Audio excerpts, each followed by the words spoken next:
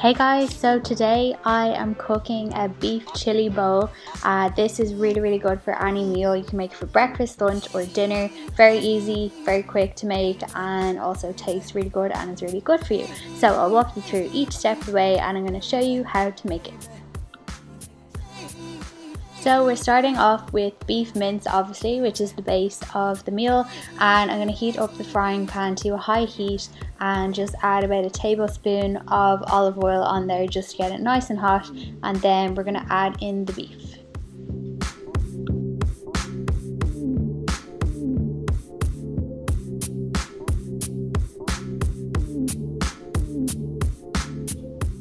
Okay, so after we have broken up all of the beef and the beef starts to get brown, you're going to add in about a teaspoon of cayenne pepper. So I didn't measure, I just kind of eyeballed it, so you can put in whatever you want. And then also after that we're going to go in with cumin, and I put in about a teaspoon of cumin as well. Didn't measure that just because I just kind of go by taste.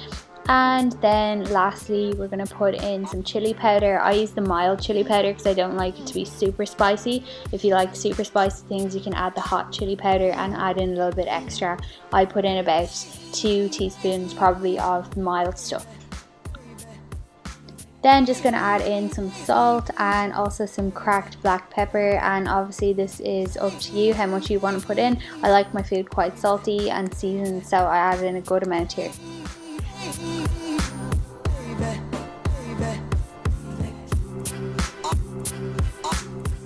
After everything is mixed in properly, you can leave the beef to cook for another 5-ish minutes just to let the spices infuse, and then we're going to go in with some beef stock. So I used half a beef stock cube here and I mixed it in with roughly 3 or 4 tablespoons of water, and that just adds an extra depth to the flavour of the beef mince.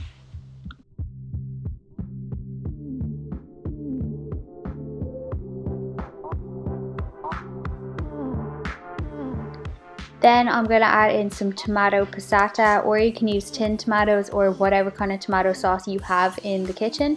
I had this one, so I just said I will throw that in. So I used half a carton, which is roughly around 200 grams. You can just kind of eyeball this as well. It's just to moisten up the mixture.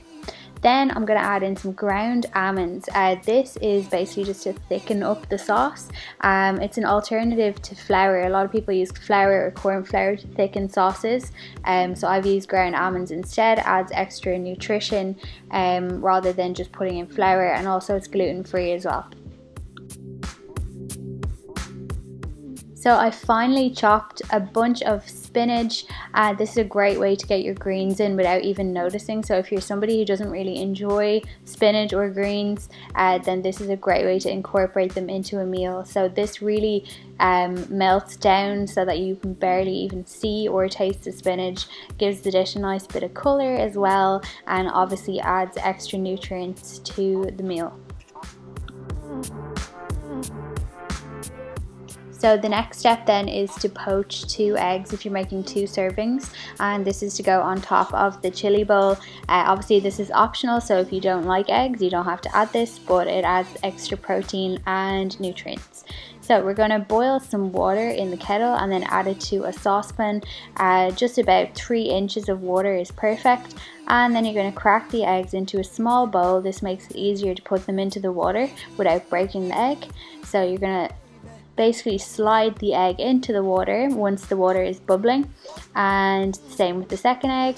And then after we have cracked in the 2 eggs, the best way to poach eggs I find is to just turn off the heat of the saucepan and put a lid on top of the saucepan, and that's going to hold in the heat in there. Then I'm setting my clock to 3 minutes, and after the 3 minutes the poached eggs are slightly soft but not super runny, and I think that's perfect amount of cooking time for my poached eggs, but it depends on you. You might like them well cooked, you might like them cooked a little bit less, so you can play around with that, but I usually go for 3 minutes.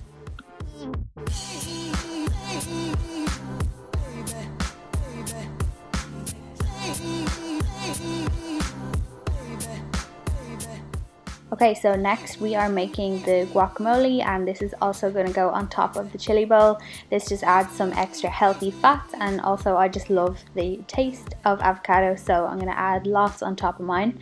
So you want to cut the avocado in half, take out the seed, and then you're just going to cut small little lines down the avocado and then lines across ways, and just scoop the avocado out of the skin into a bowl.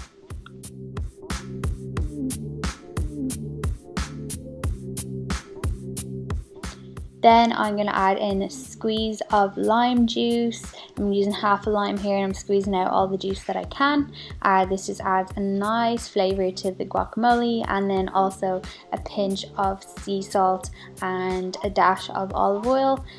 Mix that together, and then I'm just also going to finish off with a pinch of chili flakes to add a little bit of spice in there. And then after this is all combined, we're going to add this on top of our chili bowl.